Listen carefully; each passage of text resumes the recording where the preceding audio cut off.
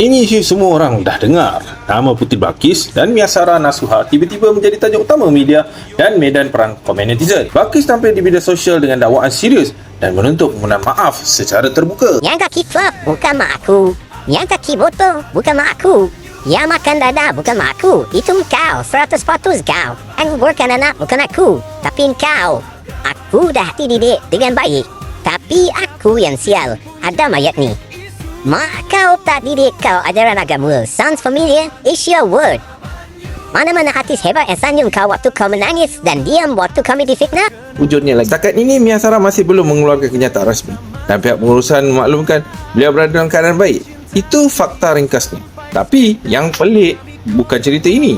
Yang pelik cara kita layan cerita ini. Tanpa bukti sah, tanpa kenyataan lengkap, netizen dah buat keputusan. Siapa salah, siapa betul. Bukan soalnya. Soalnya siapa paling untung bila cerita ini terus hidup. Fikir-fikirkan.